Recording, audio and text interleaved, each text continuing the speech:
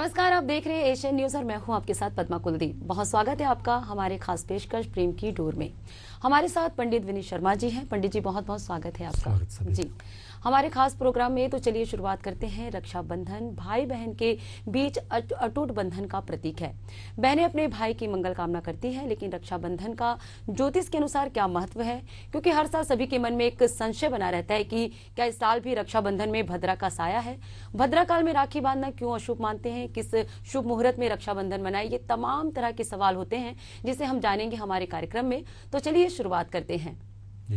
पंडित जी, हम जानेंगे कि सबसे पहले जानेंगे कि भद्रा क्या है और भद्रा का साया हर साल लोग जो है महसूस करते हैं, और भद्रा काल में क्यों नहीं बांधना चाहिए राखी भाई को? जी हाँ, भद्रा जो है यह सूर्य की पुत्री मानी गई है। यह माता छाया और सूर्य देव की पुत्री के रूप में जानी जाती हैं। ये शनि देवता की बहन है। और भद्रा जो है वह शुरू से ही जब जैसे इनका जन्म होता है, ये शरारती होती हैं। यज्ञ को बाधा पहुंचाना, कार्यों में बाधा पहुंचाना और ऋषि मुनि के कार्यों में बाधा पहुंचाने का कार्य रहता है शुरू से ही।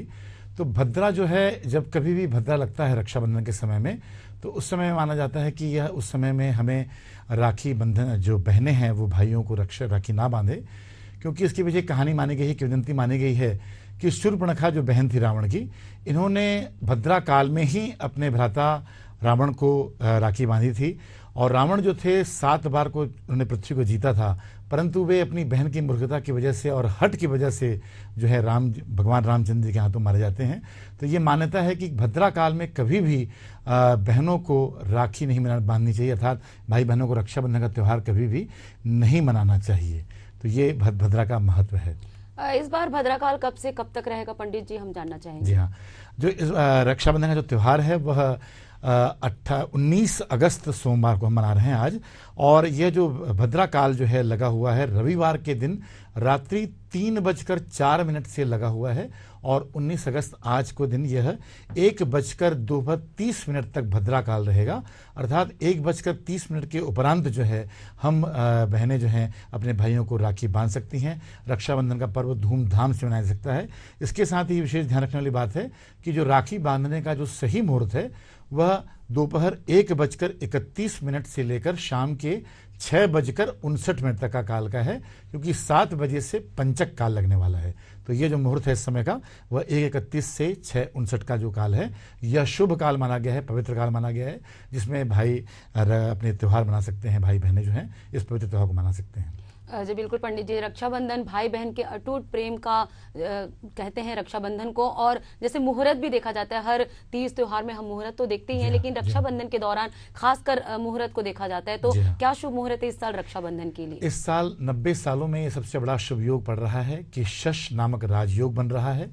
बुध और शुक्र जो ग्रह हैं वे सिंह राशि में विद्यमान हैं सूर्य के साथ में, तो लक्ष्मी नारायण योग बन रहा है। साथ ही शुक्रादित्य योग बन रहा है, बुधादित्य योग का निर्माण हो रहा है। और साथ ही साथ श्रावणी पूर्णिमा के साथ यह कोकिला व्रत का निर्माण करती है। और आज के दिन जो है बलभद्र पूजन किया जाता है। और साथ ही जो झूलन यात्रा होती है, अमरनाथ की जो यात्रा होती है, वह आज ही के दिन समाप्त हो जाती है। तो इस तरह से 90 वर्षों के उपरांत अनेक सारे सुंदर योगों के बीच यह इस बार रक्षाबंधन का जो पवित्र त्यौहार है वह हम मनाने जा रहे हैं। तो ये अपने आप में बहुत ही शुभ काल है।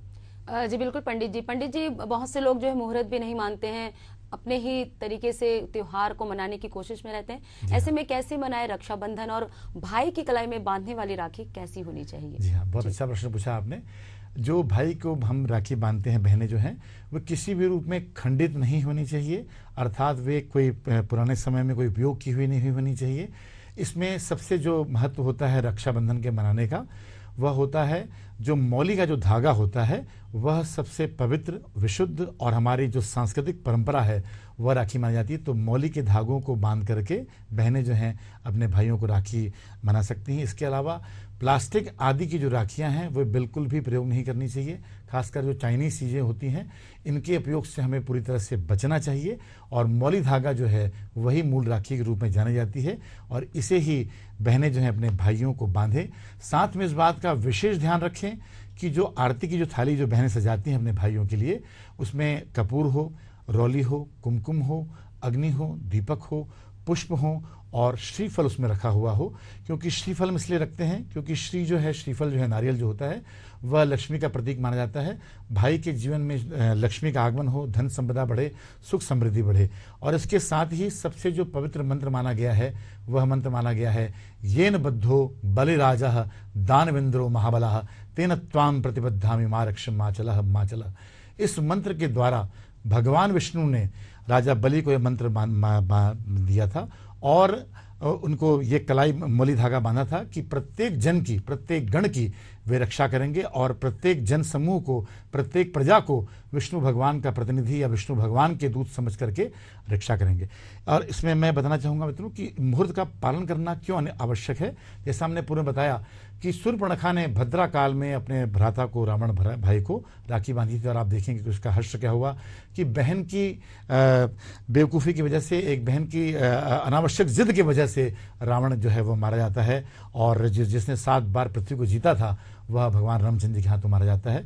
इसके अलावा इसकी शुभता का महत्व, इसकी ऐतिहासिकता, इसकी प्रामाणिकता, इसकी जो सांस्कृतिक जो गौरव है वह यह है कि जब भगवान कृष्ण जो है शिशुपाल का जब वध करते हैं तो वध करने के उपरांत जो चक्र चलाते हैं, उस चक्र से चलने से उनकी जो उंगली है वह कट जाती है और उस उंगली से रक्त निकलता रहता है। तब इसे देख करके द्रौपदी ने उन्हें अपने साड़ी के एक हिस्से को फाड़ करके उस रक्त को रोका था और अपने कृष्ण भगवान को भ्राता मान करके एक मौली धागा के रूप में रक्षा सूत्र बांधा था। तब से यह रक्षाबंधन का पर्व मनाया जाता है।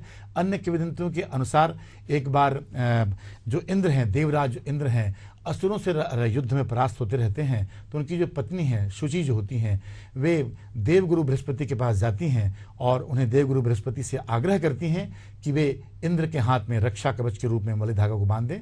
तब से यह रक्षाबंधन का जो पवित्र त्यौहार है, पवित्र जो परंपरा है, वह हमारे सनातन काल से शुरू हुई। तो रक्षाबंधन का जो पर्व है, भाई बहन के स्नेह, प्रेम, समर्पण और त्याग का प्रतीक माना गया है। जिस तरह से भगवान श्री कृष्ण ने द्रौपदी की रक्षा की, द्रौपदी की चीरहरण से बचाया, अपनी बहन समझकर बचाया, तो ऐसे ही बहनें जो हैं अपने भाइयों को कमिटमेंट लेती हैं। आज के दिन उनकी अच्छी तरह से आरती उतार कर, अच्छी तरह से पूजा करके, पूरे नवीन वस्त्र धारण करके इस पवित्र पर्व को मनाती हैं, जिससे कि उनके जीवन में सुख, वैभव, समृद्धि और शांति का वातावरण बनता है। तो हमें इस बात का ध्यान रखना है कि बहनें जो हैं लाल और पीले धागों से युक्त मौली धागा को जरूर बांधें, ताकि हम पारंपरिक रूप से अपने नैतिक मूल्यों के साथ इस पर्व को मनाएं। जी बिल्कुल पंडित जी, हम अपने दर्शकों को बताना चाहेंगे कि रक्षाबंधन भाई बहन के प्रेम का अटूट प्रतीक है। बहनें जो है अपने भाई की मंगल कामना के लिए रक्षाबंधन का त्योहार मनाती है। ऐसे में पंडित जी, जैसे राखी बांधने से पहले कोई मंत्र, जैसे शुद्ध करे पहले राखी को और अपने भाई की कलाई में बांधे, ऐसा कोई मंत्र? बिल्कुल, बहुत अच्छा प्रश्न पूछा आपने।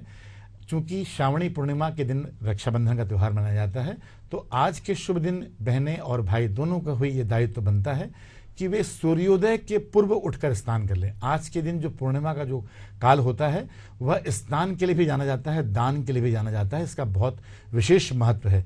तो बहनों को और भाइयों को सूर्योदय के पूर्व उठ करके स्नान करना चाहिए। साथ ही सूर्य नमस्कार अथवा योग आसन, कपालभाति प्राणायाम करके सुसज्ज होकर के नवीन वस्त्र धारण करके इस पर्व को मनाने की परंपरा है। साथ ही जो हमने मंत्र बताया, येन बद्धो बलिराजः दानवेंद्रो महाबलः तेन त्वाम प्रतिबद्धामि मा रक्षमाचलः माचलः, इस मंत्र का जाप करके बहनें जो हैं अपने भाइयों को रक्षाबंधन, रक्षा सूत्र बांधें अथवा ओम नमो भगवते वासुदेवाय, इस 12 अक्षर के मंत्र का जाप करते हुए, स्मरण करते हुए, श्री हरि विष्णु को ध्यान करते हुए, मंत्र का जाप करते हुए पूरी श्रद्धा और आस्था के साथ इस पर्व को मनाएं। इसमें इस बात का ध्यान रखें कि जो भ्राता को जो बहनें तिलक लगाती हैं, उसमें सर्वप्रथम दही का जो विलेप है, जो दही होती है, उसको मस्तक पे लगाएं। उसके उपरांत जो चावल होता है, अक्षत माने जो बगैर टूटे हुए चावल हैं, उस अक्षत को जो हल्दी से या परिमल से युक्त हो, हल्दी में मय हो चावल, ऐसे चावल को उनके दही लगाने के उपरांत लगाएं। इसके उपरांत जो कुमकुम है या रौली है, इसका तिलक का सुंदर सा अभिषेक करके इस पर्व को मनाएं। और भाइयों का भी कर्तव्य बनता है कि वे यथा योग्य अपनी बहन को उपहार दें, गिफ्ट दें और इस पर्व की जो गरिमा है उसको अच्छे ढंग से मनाएं। और इस पर्व में इस बात का विशेष ध्यान रखा जाना चाहिए कि जिनकी बहनें यदि नहीं है कोई कारण से, तो वो अपनी मुँह बोली बहनों से भी इस पर्व को मना सकती हैं, अथवा अपनी माता से रक्षा सूत्र बंधवा सकते हैं, अथवा योग्य आचार्य से देवालय में जाकर, मंदिर में जाकर के योग्य आचार्य से इस रक्षा सूत्र को बंधवा सकते हैं। बिल्कुल जी बिल्कुल, पंडित जी ने जैसे बताया कि रक्षाबंधन कैसे मनाएं और शुद्धता का कैसे ध्यान रखें, और साथ ही पंडित जी ने तिलक कैसे बनाए, तिलक कैसे भाई के ललाट पे लगाए, उन्होंने बड़े ही विस्तार से बताया। अब पंडित जी बारी आती आरती की, तो आरती कैसे उतारे, क्योंकि रक्षाबंधन में आरती का भी महत्वपूर्ण स्थान है। बहुत सुंदर जी हाँ। आरती जो है हमारी सनातन परंपरा का बहुत ही महत्वपूर्ण अंग माना गया है। आरती का अर्थ होता है कि कष्टों को बारना, कष्टों को हटाना, या जो अला बला बाधाएं हैं उनको हटाना। तो इसमें सबसे पहले जो आरती जो करती हैं बहनें, उसके लिए इसके ध्यान रखें कि वे दोनों हाथों से, शुद्ध मन से, दोनों हाथों से उस आरती की थाल को अपने भाई की ओर घुमाएंगी। साथ इस बात का ध्यान रखें, ये जो घुमाव है, ये जो घूर्णन है थाली का, वह पूरी तरह से क्लॉकवाइज होना चाहिए। एंटी क्लॉकवाइज में इस थाली को नहीं घुमाया जाता। जो थाली है पूजा की, वह पूरी तरह से साफ सुथरी होनी चाहिए, शुद्ध होनी चाहिए, वहाँ पर कोई गंदगी का नामो निशान ना रहे। इसके साथ ही जब आरती करें तो उसमें जो दीपक है वह दीपक प्रज्वलित होना चाहिए। साथ ही साथ में छोटा सा जो कपूर है, उस कपूर की भी टिकिया को लेकर के दीपक में या दिए में लेकर के उसको प्रज्वलित करने के उपरांत ही इस क्रिया को करना चाहिए। और इसके पूर्व जो दोनों भाई और बहन दोनों ही माता पिता के आशीर्वाद को प्राप्त करें। जो घर के देवी देवता हैं, कुल देवता हैं, इष्ट देवता हैं, उनको स्मरण करें। भगवान श्री गणेश जी सबसे प्रथम पूज्य माने जाते हैं, प्रमथेश माने जाते हैं। किसी भी कार्य की सिद्धि के लिए, किसी भी कार्य के प्रारंभ करने के लिए भगवान गणेश को हम स्मरण करते हैं। तो भगवान गणेश की भी हमें को पूजा करनी चाहिए। उसके उपरांत जो है बहनें जो हैं पूरे मुस्कान के साथ, खुशी के साथ, पूरे आनंद के साथ इस आरती को करें। इसमें यह ध्यान रखें बहनें कि जो बहनों का जो मुख है वह पूर्व दिशा की ओर हो। इस आरती को करते समय भाई जो हैं पूर्व दिशा की ओर मुख करके इस आरती को कराएं, अथवा उत्तर दिशा की ओर भाइयों का जो मुख है इस तरह से रहना चाहिए। जी बिल्कुल, पंडित जी ने जैसे कि बताया कि राखी कैसे बांधे, किन नियमों के साथ बांधे, किन विधि विधान के साथ बांधे, हमने बड़े ही विस्तार से पंडित जी से जाना। अब वक्त आता है कि हम उपहार क्या दें बहनों को। जी, ये तो भाइयों की खुशी पर है, और यथा योग्य यथा सामर्थ्य जो भाई हैं अपनी बहनों से इस समय प्रेम व्यक्त करने का, एक ग्रेटिट्यूड व्यक्त करने का, और एक साथ में रहते रहते, चूंकि भाई बहनों के बीच में लड़ाई झगड़े भी और प्यार भी होता है, सभी तरह की चीज़ें होती हैं।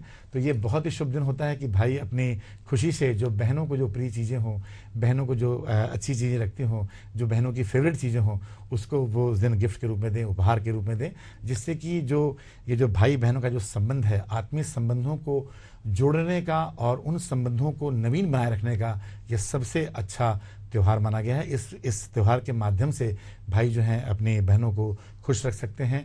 यदि आपके संबंधों में किसी कारण से कोई गिरावट आ गई हो या सुख संबंध नहीं हो, तो ये त्यौहार जो है बताता है कि भाई अपनी बहनों के यहाँ जाएं या बहन अपने भाइयों के यहाँ जाएं और अपने संबंधों का नवीनीकरण करें, उन संबंधों को पुनः स्थापित करें, और ताकि जो सनातन परंपरा का जो त्यौहार है ये हमारे परंपरा को जीवित रखे और इससे हमारी जो परंपराएं हैं वो आगे बढ़ें। जी बिल्कुल पंडित जी, उसके बाद महत्वपूर्ण सवाल ये कि रक्षाबंधन में किन किन सावधानियों को रखना चाहिए। जी, सर्वप्रथम तो जैसा हमने बताया कि रक्षाबंधन में भद्रा काल में कभी भी राखी नहीं बंधवानी चाहिए, जो कि इस वर्ष 1:30 तक के भद्रा का काल रहेगा। तो इस बात का विशेष ध्यान रखें कि इस समय राखी हमें बिल्कुल भी नहीं बंधवानी है। हमें प्लास्टिक की राखी का उपयोग नहीं करना है या चाइनीज़ राखी का उपयोग नहीं करना है। ऐसी सिंपल सादी राखी सबसे पहले हम मौली धागा बंधवाएं अपनी बहनों से, उसके उपरांत जो सादी राखियां हैं, जो सिंपल राखियां हैं, उन राखियों को हम उपयोग कर सकते हैं। उनमें यदि स्वास्तिक या ओम या ओंकार के आदि चिन्ह होते हैं तो ऐसी राखियां शुभ मानी जाती हैं, पवित्र मानी जाती हैं। उस बात का भी विशेष ध्यान रखें कि राखियों पर देवी देवताओं के जो चित्र हैं वो ना बने हुए हों, ताकि उनमें हमारा जो हाथ है वह खुला होता है, बहुत सारे हम जीवन में उपयोग करते हैं, कार्यों में उपयोग लाते हैं, तो उनसे देवी देवताओं का अपमान होता है। तो देवी देवताओं वाले चित्रों से हमें बिल्कुल बचाव रखना चाहिए, ऐसी राखियाँ उपयोग में नहीं लानी चाहिए। साथ ही हमारा जो हाथ है वो शुद्ध रहे, पवित्र रहे, और जो पुरानी जो उस पर धागे आदि बंधे हुए होते हैं उन धागों को हमें आज साफ कर देना चाहिए या अलग कर देना चाहिए, अपने से निकाल देना चाहिए। पिछले वर्ष के लिए कोई राखी बंधी हुई हो तो उन्हें भी आप निकाल दें, ताकि नवीन राखी आप उनको पहन सकें और पूरे शुद्ध मन से, पूरी हंसी खुशी के साथ, पूरे त्यौहार के साथ, पूरे परिवार के साथ मिल करके इस त्यौहार को अच्छी ढंग से मनाने का यह सुनहरा अवसर हमें मिलता है। जी बिल्कुल, बहुत बहुत शुक्रिया पंडित जी कि आपने इतने ही विस्तार से जानकारी दी कि रक्षाबंधन में किस तरह से महत्वपूर्ण बातों का ध्यान रख के त्योहार को मनाना चाहिए, क्योंकि रक्षाबंधन भाई बहन के प्रेम के अटूट संबंध का प्रतीक है। ऐसे में बड़े ही महत्वपूर्ण बातें कि किस तरह से हमें सावधान रहना चाहिए और किन बातों का ध्यान रखकर त्योहार मनाना चाहिए, ताकि त्योहार में किसी भी तरह की बाधा ना आए और ये प्रेम का प्रतीक त्योहार बड़े ही हर्षोल्लास के साथ, प्यार मोहब्बत से मनाया जाए। इसी के साथ आप सभी को नमस्कार।